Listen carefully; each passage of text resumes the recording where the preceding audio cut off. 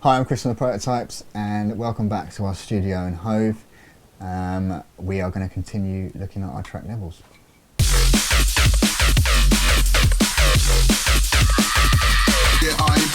yeah, here we go. Snare done. Love that. Now, the thing is that obviously this tune was done on these speakers. Obviously I haven't checked this properly, and this is the first time on these speakers I've actually listened to this snare like that. But you hear the bottom end. Personally, I don't think that bottom end should be there. It's obviously added some vibe to the tune, so I'm not going to change it now. But yeah, so this snare, as you can hear, it's got one main mid hit in it. It's got a clap in there. And it's normally got some kind of transient hit on there, and this, I believe, is the original. That sounds nothing like it, but that is the bottom of the snare. So it's got a snare top, and then it's got the mid range.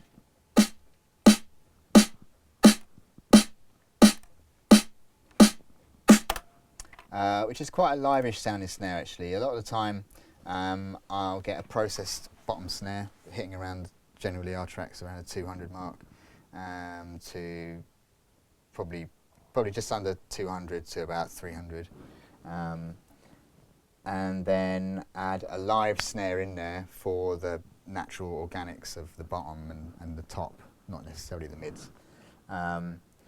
And then add a huge clap on top, because that's how our sound has evolved really from Abyss, from one of our tunes called Abyss really onwards. We've used claps, quite obvious claps in our snares. Those claps haven't always come from own-made synth patches and stuff. I mean, back in the day we used to use a lot of Vengeance samples and stuff like that for the claps. Maybe we could add a clap to this and try and get it to sound the same as the other one, I suppose. Old Serum. We're going to take this out for now, the oscillator A. We're going to stick noise on. Obviously it's got no envelope on it at the moment, so first off I might actually just take the sustain all the way down and we'll just deal with decay.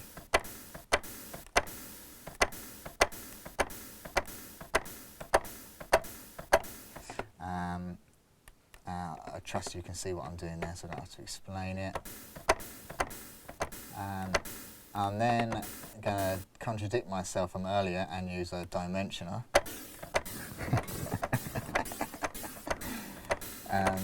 Just to make it sound bigger. It doesn't matter so much with claps because they're in a top end. Where you have to be careful is when stuff gets below probably 300 hertz, you need to start worrying about whether it's sitting in the mid or the sides. But up the top, doesn't matter as much. You still have to be aware of it though. So as you can see, this sound at the moment, it's not sounding quite right yet, but as you can see in here, there's the hit up in the 20 kilohertz, which is, I mean, it's the loudest thing there. One thing I find inherently with dance floor music sometimes, and it's all through mistakes that we've made ourselves, is dance floor drum or bass is inherently noisy. You have to have that noise floor level in order to make it really intense and really like going off. There's almost like, I would call it cheating, in a sense that you compensate for that energy with the top end and making it too harsh, and it just turns your ear off it instantly. You're just like, oh, it's too much. Even if it's a great tune, it's just too much. So you've got to be aware of people's ears, basically. You can do your own ears in for other people, basically. So I'm going to get the EQ on that one. I could do it in Serum, but I'm not going to because that's not how I do it. So yeah, I'm just going to tail that off until you can see the top end just roll off there, because it makes no difference there really, and you don't need it in the club. So, and I'm just going to low cut that as well.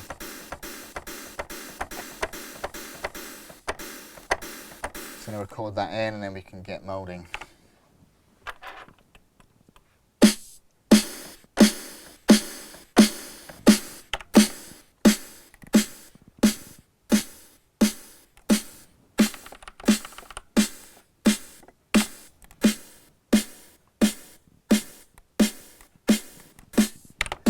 So I'm just going to loop around this one snare, as it does sound the nicest. I do find also that once you've finished your snare, if you have more than one part in the snare, you do need to bounce it down.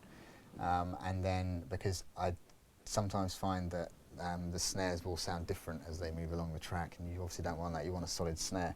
So I find bouncing the whole snare out once it's done, and then picking the best snare and then copying that over. Obviously, if you want to use some of the different sounding snares for ghost notes and stuff, then that's obviously cool as well.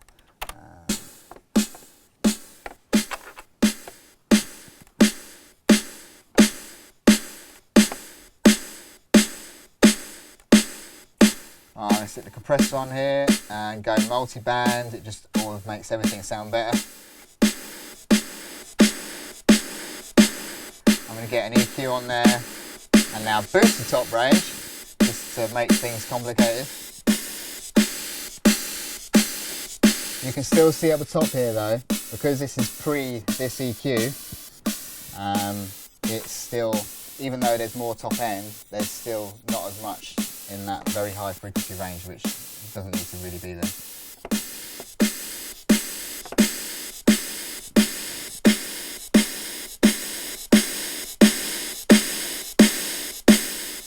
Take a bit of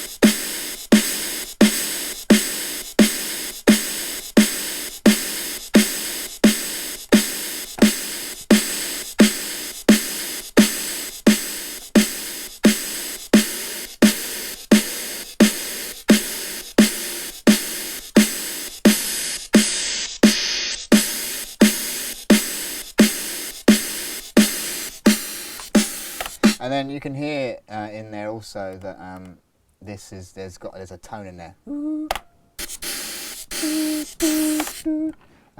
So we don't want that in there. I'm going to use the EQ again, just make it really high, just make it really go really in there. Peak that up, and then tune it.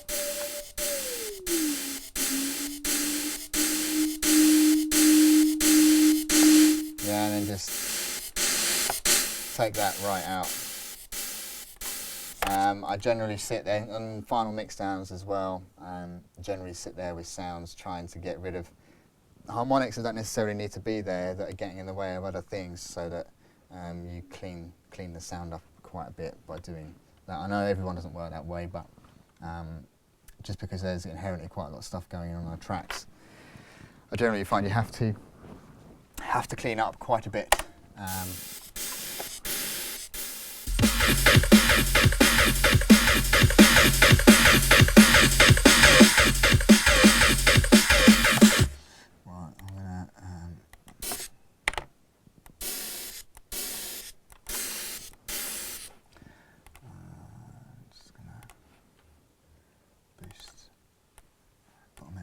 Bit.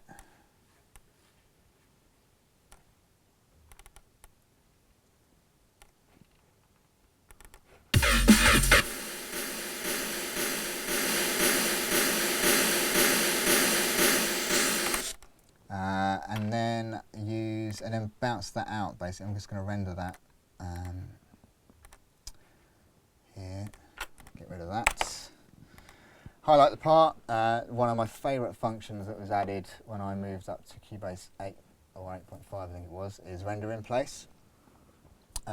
Such a time saver. It's amazing. So first off, you need to go to render settings. So here you can choose to just bounce what this is, but it will be in audio format with the plugins moved over to the next channel. You can choose to bounce it or render it as an audio part with the included EQ, so that won't go onto the new channel. And then you can also choose with the complete signal path, which is it will do it as an audio bounce, but it will do it with all the bus plugins and everything included in that. And then obviously with the master effects. It's such a time saver. I used to bounce out all the time, and used to have to go to the master output and take all the master chain plugins off and all that kind of stuff, because we make tunes with our master plugin on. So yeah, so I'm just going to go tail size. 3 seconds is all right for now. I never bother naming it because I really can't be bothered, and I do it all the time. I'd be there forever doing that. So just hit click, and there she is. And because there was that messy part on here, I wanted to render that out because it was a little bit messy at the end. That, even though that's quite a cool sound in itself, actually. So I'm going to get that. Right.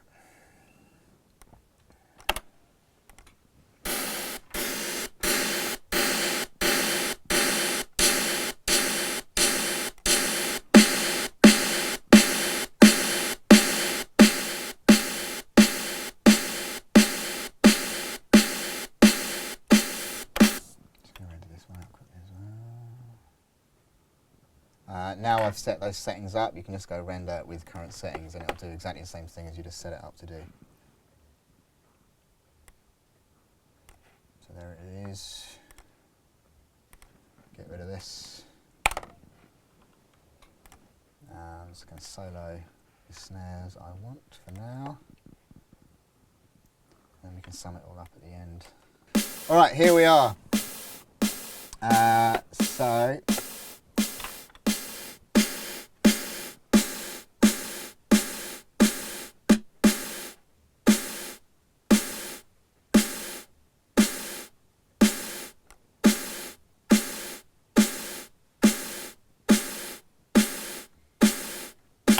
So I'm just going to use the fade in there a little bit. I might actually, the audio looks like it's opening up a little bit there, obviously because I put the attack on. I'm just going to see what it sounds like with just a little more controlled attack on there. It sounds a lot better. One of the reasons I love Cubase actually is purely for how you can work with audio. I tried Logic and a lot of other programs. I started on Reason actually, loved that, but I just ended up drifting towards Cubase because of how you could work with audio. Every other door just pisses me off because I really like to bounce things out and then just time stretch and fuck things about basically.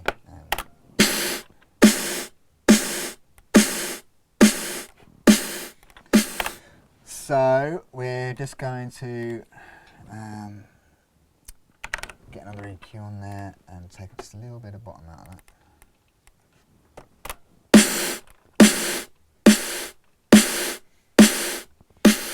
Yeah, and there you go really. I mean that's the typical kind of clap we would use or put on top of a snare there. As I say, we use Superior Drummer for a lot of those bottom ends with a synthetic kind of hit.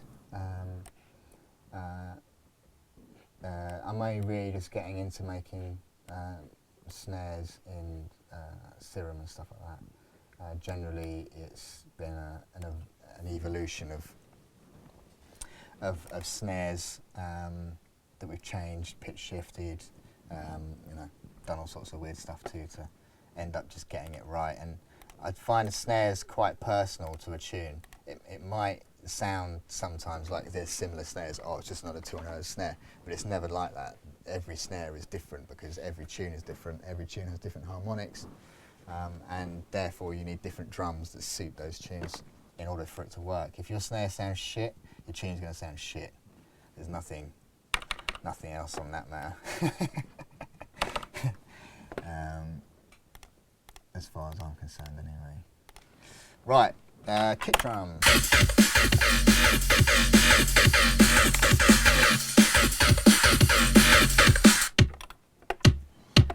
So this is actually just a kick from Battery, as it goes. Very simple one. Yeah, I mean, I used to use things like Big Kick, used quite a bit, especially for the more housey kicks, used that in the LRAD bootleg as well, and Pale Dot, things like that. It's really cool. I'll bring up Big Kick actually. Big Kick's really cool for, because you can sculpt the top and the low end, and then tune it all so you can get it sounding right.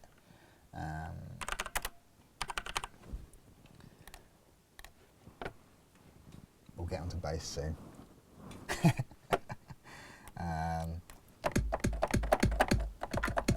So yeah, just quickly, Big Kick is kind of cool in a sense that you can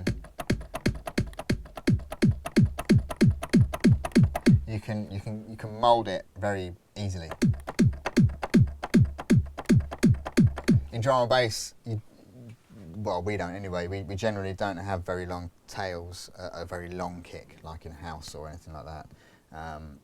Whenever we try and make house, people just say it sounds like a drum and bass producer trying to make house, which is something that people say a lot, because when you get used to working at such a tempo, everything's a lot shorter than when you're working at 120, 130. So it takes, although now we've kind of got used to that and building on those different aspects of being a producer, it's like learning things all again, and approaching things from a different angle in order to get things right. But yeah, Big Kick, really cool. Like it. Usually use that quite a lot.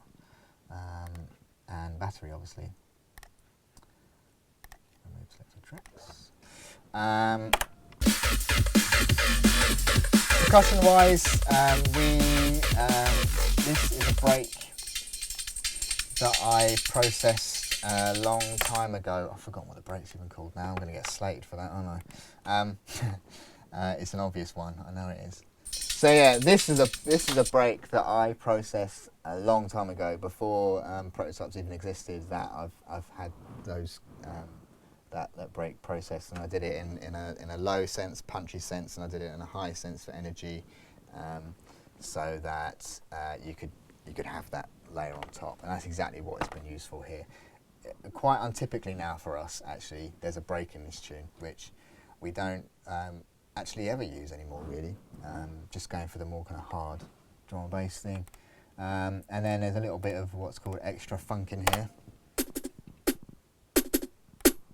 Just adding the shuffling. I've got Decapitator in there. Again, Decapitator is quite a well-known plugin, but absolutely love it. It is a great tool for fattening things up and just creating a bit of substance to sounds, I generally find. Generally with distortion, I think the idea with distortion is you add a consistency to sounds rather than using it as a distortion, like a guitar distortion or something. It's there to add organic matter, which is important. If you want sounds to sound alive, that's very important. And then we've got lots of cymbals, lots and lots of cymbals. So just got a general hat.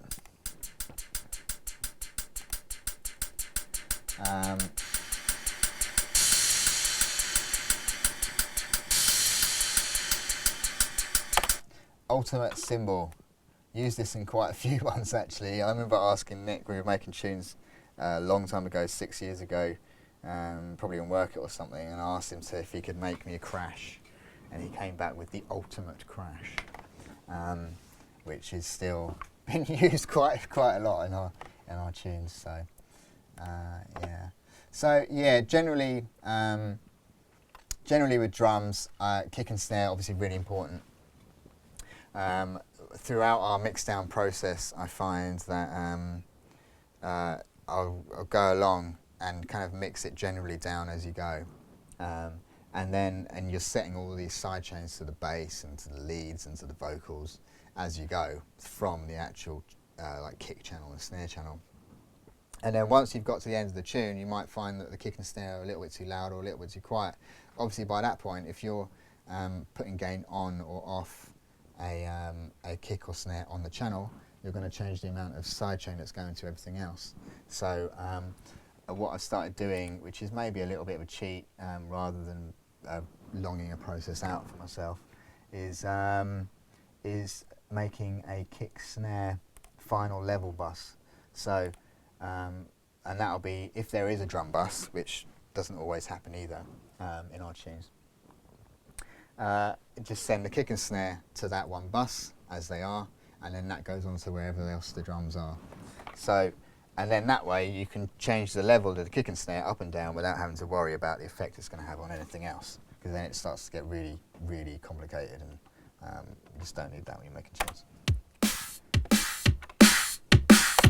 Yeah, so that's basically a little workaround. Right. And then if I do any kind of drum buses, it'll generally be for percussion.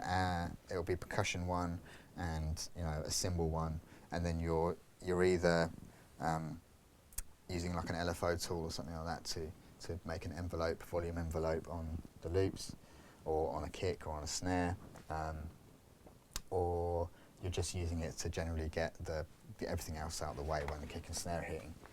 So let's move on to bass. All of the bass in this tune was made in Serum. A lot of it, we approach bass in two different ways. There's the bass tops.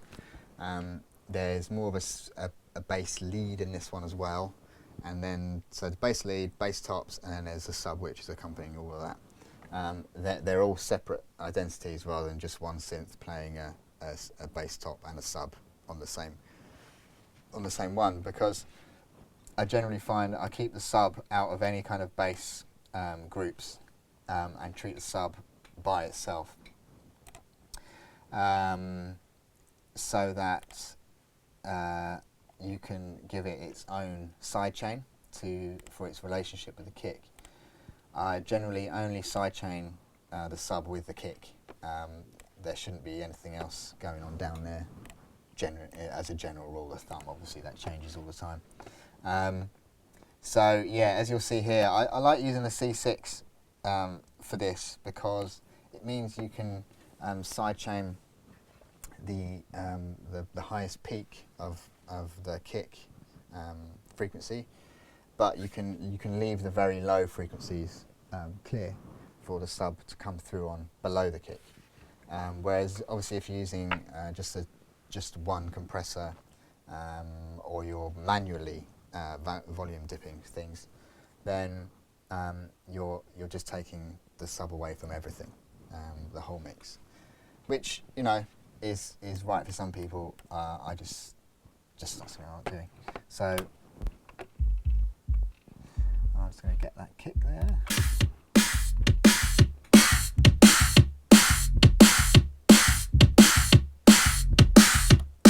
So you can see there, it's down to 51 anyway. So it's probably not making that much of a difference, but it's all these little things that add up to a massive difference when you're trying to add polish to a tune. It's the 1% that gives it that polish, and the extra push right at the end that will finish, make a tune sound like a tune rather than demo. So yeah, so that sub is a bottom that I've bounced from one of these main synths here. So subtops. That's to go on top of the sub, so that there's higher harmonics.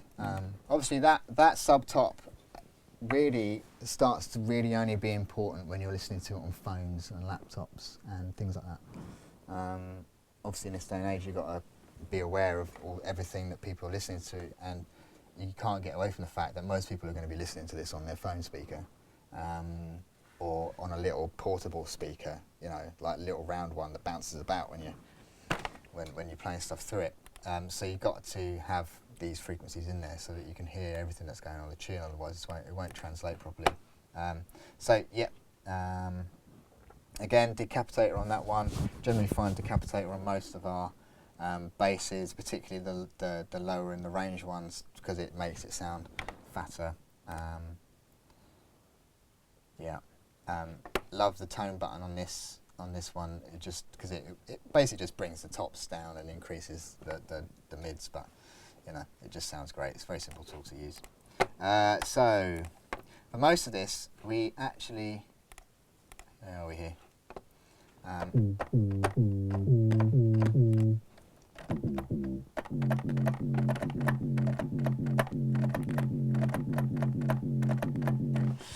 Yeah, so here's the patch. It's actually just the sub oscillator that has been distorted a lot, basically, as it is the original sub that was from the patch. So the patch, I think these entire basses actually were from a Virtual Riot sound pack, which I've fucked about with basically for quite a while to get these sounds.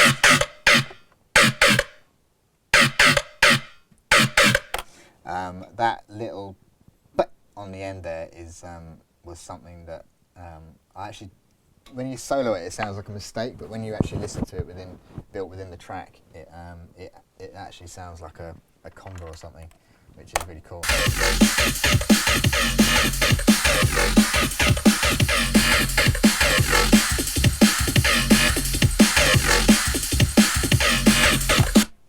Yeah. So yeah, and then.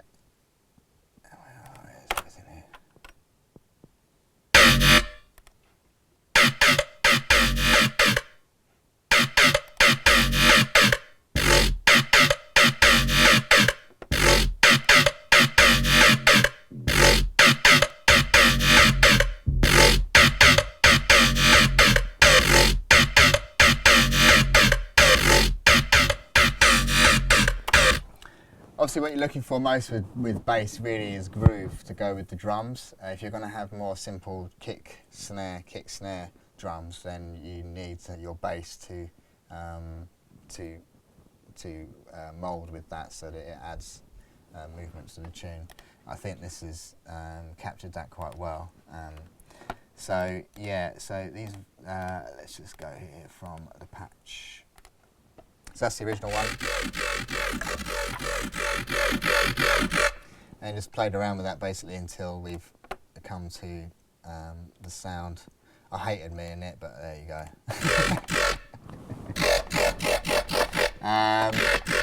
Yeah, so got rid of a few of these things here, reverb.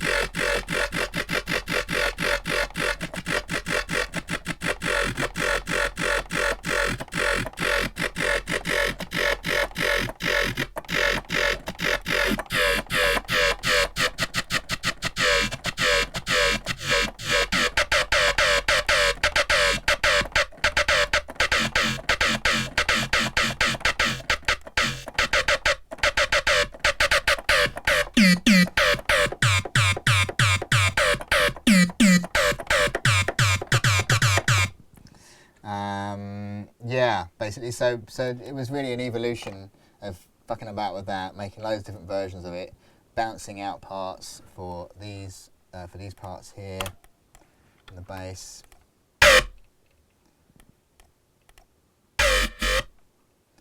Reversing things, time stretching things, and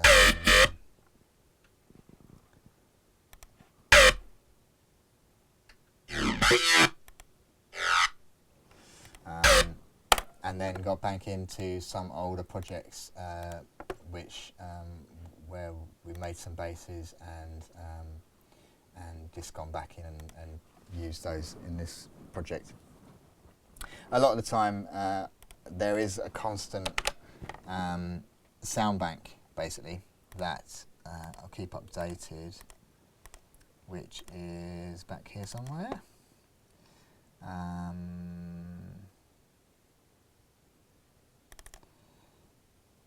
Yeah, so this entire folder here basically is bounces of stuff.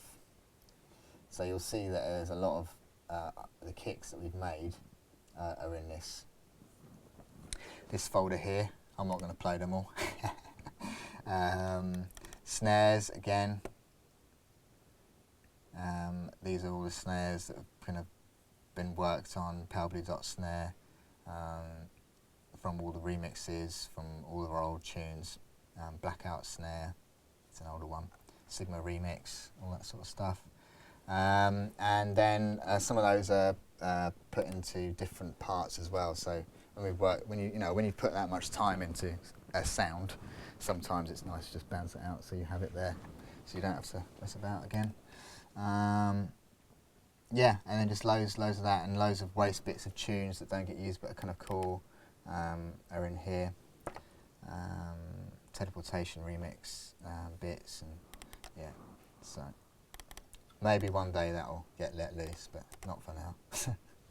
So yeah, so that's the bass really. It's, as I say, the bass is just an evolution of making a noise, a synth noise, bouncing it out, time stretching it, doing all that kind of stuff. So yeah, maybe we're kind of running out of time, so maybe we should look at general mixdown techniques, maybe the master chain. We started putting a master chain on our mixdowns really when the first one we did it on was Your Future. And at the time, I mean that was many years ago now, at the time it was very frowned upon, or in my mind anyway it was frowned upon. I don't know if it was being done anyway at that point. But it was like a no-no. But as soon as I did it once, I couldn't give a flying fuck really. It was happening because when we were mastering our tunes without a master chain on, they would then sound completely different. So, for example, if you listen to this without the mastering chain on, everybody get hyper. With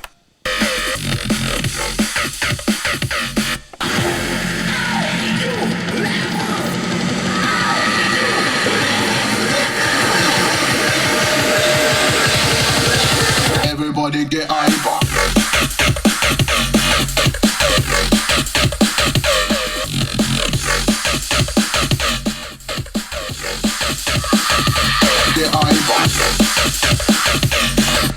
actually doesn't sound too different, this one. Sometimes what you'll find is that when you take the mastering chain off, the snare will sound real pokey. It was p rather than boosh. Even when the mastering chain's on, it will sound really fat. And it will be creating its own side chain effect with the tune, which is sometimes really cool. So yeah, so that's why we started putting mastering chains on. Then it's just evolved into a general thing, really, that's happened every single time. Yeah, so so Imager first. This is basically just making sure that anything below the 200 hertz mark is mono, because anything below that point there, really, you might be adding a bit of width on a pad or something that you like, but really sub and bass I don't think should be stereo down there. It doesn't create a direct sound. Then I've got maximizer on there. Generally, when a project is done, I'll give it a master as a stereo file, and I'll go to IRC3, which, I'll be honest, I don't really know what it's doing, but it's a higher processing level and it sounds a lot better. It sounds more punchy.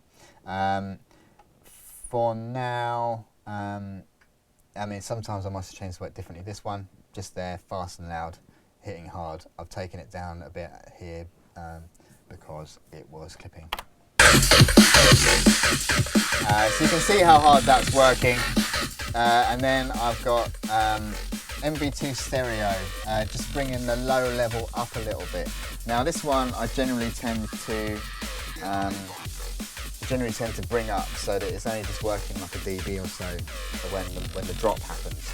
But I find that when you put that on the mastering chain and your breakdowns and stuff happen, you'll get like a and then your breakdowns kind of open up a bit more because you're getting that the volume lift. Again, might be a cheat, but either way, I like the sound of it. So then something that's, whenever I tell people I use sausage flattener on the output, they're always like, no way, but I do. So yeah, I do find this thing sounds really good and really loud, actually. I find it sounds better if you take it down a couple of dB at the gain before things go into it, and then just pump it up at fatness level. Don't like to go too harsh on that, but generally, I mean, we're at 20% there, but I probably wouldn't really go higher than 20%. If you needed to go higher than 20%, there's a problem 4 in the chain. Normally nowadays, bearing in mind this is probably a year old now, this mix, probably would only go about 5% on that, if we use that at all, actually. Pro L, again, it's just great for giving it that extra dB or so in clarity. Generally, for drum or bass anyway, I find anything, if you're looking on the spectrum here, -5, if your tune is hitting at -5 RMS, then you're going to be tweaking the gain a little bit when you're DJing and testing your tune out. Your tune needs to be hitting around the -2.5, -2.5 to 2, really. Maybe 3 to 2, somewhere in that range, generally. And if it sounds really distorted when it is at that level, then there's something wrong with the mix and you need to change the mix. This is one of the reasons why working with a master chain on the output is really good, because it means that you're constantly mixing the tune down at the level and volume that you require it to be in order to be played. If you make the most amazing tune in the world and it's too quiet, it's going to turn certain people off from playing it, because they're going to know they're going to have to fuck about with the mixer live, and generally risk maybe even a sound engineer coming up and going, oh, you know, and putting you in a bad mood while you're trying to mix, which happens. So yeah, so generally try and stick between -2 and -3, because some people can get it up to like 1, 0. But I normally find those tunes are compensating with less sub to get it up there. But you know, whatever works. So yeah, so maybe we should go into the vocal page and see what to go on there. When we record vocals, we normally layer multiple takes of the same vocal into in a different project, basically, and then we bounce that down into one stereo file, which is what you can see in this part here. Unfortunately, that vocal project is on another hard drive that I don't have here today, so we can't actually look at the vocal processing, but I can explain some of the vocal processing and how we've mixed the vocal in with the instrumental. So, I'm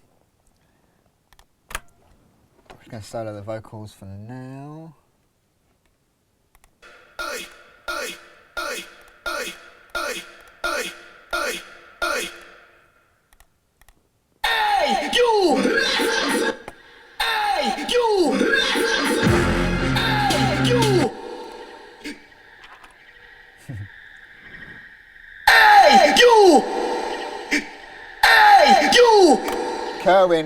Kerwin, Mad Hed City. When you have him in the studio, he's very energetic. He's dancing in front of the mic. You know, he's got like bangles on his wrists and stuff, and he's like they're clinking away. And he does all these mad noises, which I'll show you as well, which actually sound wicked when you put delay and stuff on them, and they just give this track like a general mental flavour to them, which is something I really like about him as a vocalist. Obviously, we used him in the track Pop It Off as well. He wrote the vocal to that. So yeah, this vocal was actually recorded in the studio when it was back at my house a couple of years ago, and it was also recorded, extra parts were recorded back in Trinidad. So we had a scenario where we had to EQ match those parts to get them to sound right. The parts that were recorded in Trinidad sounded, I had to get him to do them a few times because he was standing very far away from the mic in some of them, and they just sounded completely different.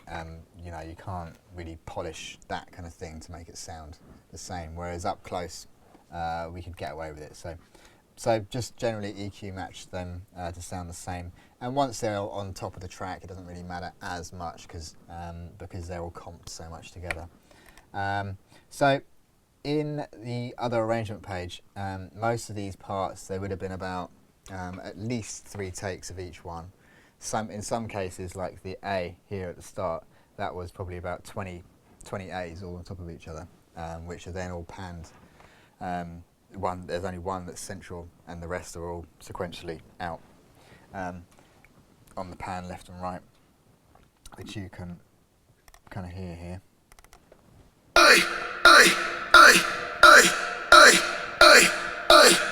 And then a reverb that doesn't actually sound very nice when it's by itself, but when it's in the mix, it sounds really good. And in a club, it sounds really massive, that A. So yeah, I'm just going to go generally through, and then I'll show you a general vocal processing chain we use. So that's the A. Then we got the Hey, you! Hey, you! Again, there's at least 3 vocals there. That's very processed, that one. I think it ended up sounding that processed because of background noise and taking so many harmonics out to just try and get noise out of this scenario of it. And because obviously when he goes home to Trinidad, you know, there's not much we can really do. But in actual fact, I think in this case, it's actually worked out for the better because it just sounds messed up in a quite a nice way.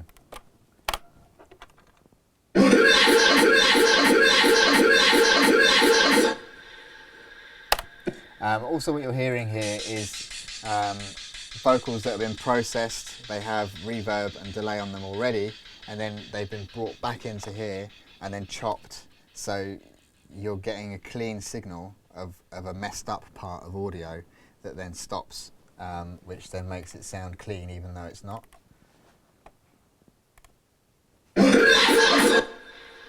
And then the only thing you're getting left there is the sides, which are coming off of here, which is the vocal delay and the vocal verb there. So if I mute both of those, you'll see that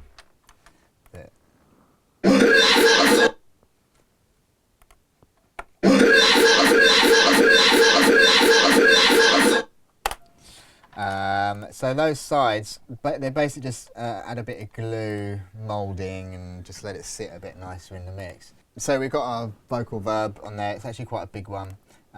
We've also got a delay coming from guitar rig in there as well. Love guitar rig, use guitar rig a lot, just for mainly for messed up effects really, and automation that's in there and stuff, the envelopers and stuff. Really like it. Some of my favourite bits in there are definitely the stereo tune, love that. The reverb that's in there is really nice as well. The reflector is good, and then obviously all the distortions and all that kind of stuff, phasers and stuff. It's really cool. And the tools and stuff. Yeah, the special effects. Sorry, they're really cool in here. And where's the other one that's in there that I love? Pitch, transpose, stretch is such a cool tool. So you should really check that out if you haven't already. So yeah, that's on there for the delay, which you'll hear if I just mute the verb there.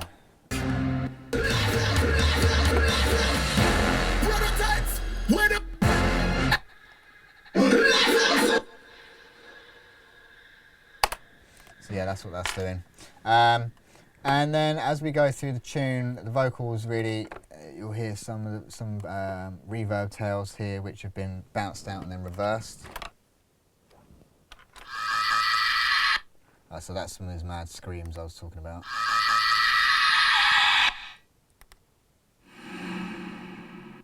Get Iva.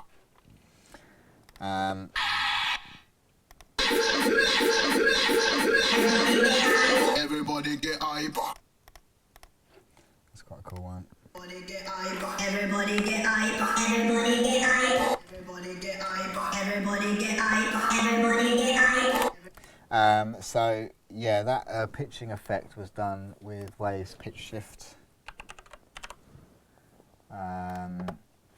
Love this. Been using it for a long time actually as well. I use that on any audio parts that needs to have pitching effects done on it.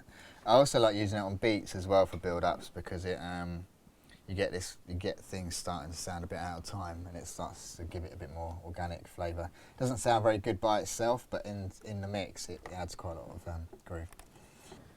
So, onto the vocal chains. As I said, we did this all on a separate arrangement page and then bounced them into here because, you know, we've already got, 144 channels on here. Adding an extra 100 to it just seems unnecessary. So yeah, a lot of the processing was done in that one. But generally, start with either an EQ, low cutting.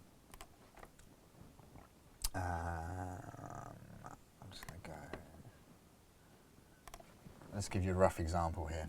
So, Pro Q2, and then generally kind of low cut to around this mark. You don't want to take too much of the low end out because then you take away a lot of the vocal bottom end, obviously. That obviously depends on where the vocal is in the track. Over the drop, you might not want as much middle in there because, you know, you've got your synths and stuff in there, but you want that to be sitting in that area. And I'll start off with that. I'll start off with that because sometimes you get the bottom end hits and stuff. If you're using a pop filter, stuff like that, it doesn't matter as much. But sometimes you just get a bit of low energy that you don't need that's going to be hitting compressors and limiters and stuff where you just don't need it to be there. So it's unnecessary. So, and then I'll generally compress it pretty hard, to be fair. Very hard, down to minus 24s or minus 30s even sometimes in gain reduction. Attack and release, you know, just get it so it sounds good. I think at this point. And also the CLA vocals is something that I really like.